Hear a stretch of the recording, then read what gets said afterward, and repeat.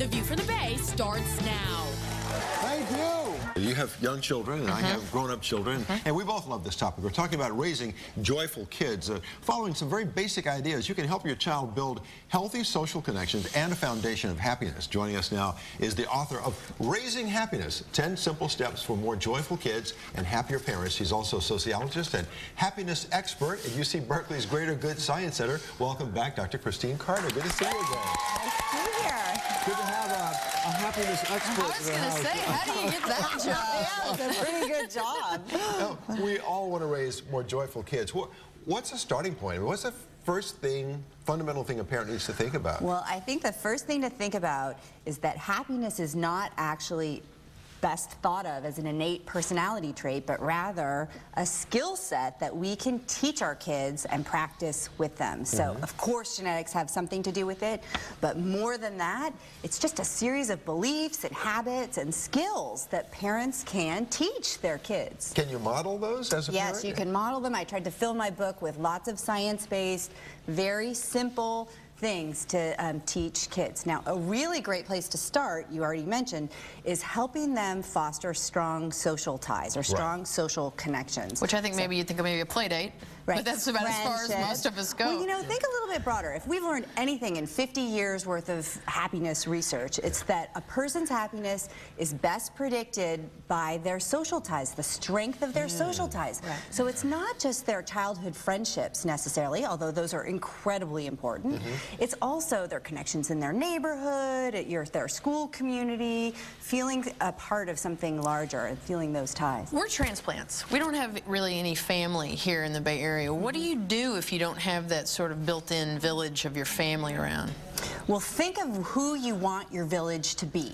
Start there. So maybe you have a church community that you can plug into, or your kid's natural preschool community or school community, or just your neighborhood alone. And try and think in an old-fashioned way. So is there a little old lady who lives around the corner who needs visitors? Even though we're really busy, how can you get your kids to walk down there and visit her? Do you want her? It helps them feel philanthropic too. I think maybe at that point, It helps them feel there's a real power that comes with that kind of kindness. So thinking about imagining for yourself who you want your village to be and then finding ways to make it happen. Okay, so now you've got the village and you're starting to foster those social connections, which are really vital. Now you talk about raising the kids' emotional intelligence. It is. Well, if you think about what the foundation of our friendships and our social connections are, it's really all about our social skills and our emotional intelligence, or sometimes I say emotional literacy. And that is really our ability to interpret what other people mean, you know, what they're feeling, what we're feeling, how to understand our emotions, and how to respond appropriately to them. So the higher our emotional intelligence or literacy is, the more likely we are to have a lot of friends, to have strong friendships. So this is another one of those things that parents can really help raise their kids' emotional intelligence. I often recommend doing it through becoming an emotion coach. So, an emotion coach? Yes, a whole chapter on how to become an emotion coach. Give me one example of how to coach an emotion. Right, so the thing that you really want to do is help kids know what it is they're feeling. You want to help them label their feelings first and then validate their feelings second. So when you think about literacy, if you're teaching your kid to read, you want to teach them to recognize high-frequency words. Right. So with raising their emotional literacy, you want to teach them to recognize high-frequency emotions. So kids don't naturally know whether they're feeling, they know they're feeling bad. They don't know that they're feeling jealousy or frustration or all those rage, those kinds of things. So you just want to help them understand what they're feeling and then validate it so that they come to understand the difference between having a bad feeling and having bad behavior. All right, well, that's what I want to talk to you about.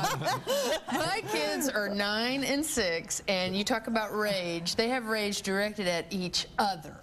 All the time. We were just going to drive down to Menlo Park this weekend, and we just couldn't even go. We were like, if you guys are going to do this in the backseat of the car, we don't know what to do. Just fighting all the time. Okay. So if you're going to emotion coach them, so there's two things here. There's the emotion coaching. So if you have a kid who's very rageful or is about to fly into a big temper tantrum, what you want to do, so I have written a lot about one of my daughters is very emotive, and she can be a little dramatic. And so she was so angry with me because I was making her clean up her room before she went on a play date, and it was just a whole disaster. You know? And so she walks in the door and she opens the door and it bangs against the thing and leaves a mark and throws her backpack, and I'm thinking, oh no. Molly, you seem really angry right now. So I'm identifying how she's feeling. Now, because we've been doing this for a long time, she looks at me and goes, I am furious. I am furious with you. So she's taking it one step. She's taking it one step further, and I said, you know what, do you feel small because I'm kind of controlling your afternoon here? Because I've learned that she uses these big, powerful emotions when she feels like she's being controlled. Right. And that is what did it. She said, yes, I feel very small, you know? And I'm all so frustrated, you know? So then we were able to talk about it. Now, some kids you can't necessarily, in the heat of the moment, coach them in that way. You have to stop and give them time to calm down, because you have to calm down too. Yeah, we do too. Yes, well, that's the thing. It's distinguishing in your own mind the difference between bad feelings and bad behavior. So I can say it's totally okay to feel furious with me. It's not okay to throw your backpack. So let's take this now outside the home. Let's say you recognize that your kid is unhappy at school, okay? Maybe your kid's being picked on or something like that. Now, that'll suck all the joy out of a kid. So what should a parent do in that situation? Yeah, well, I mean, I think actually the unhappy at school thing is a very, very common one. In fact, about 60,000 kids every day fear going to school because they're afraid of being picked on. So this is something that can really snowball for kids and make parents so miserable because they, you know, they just feel so, you feel so helpless. Sure. You do.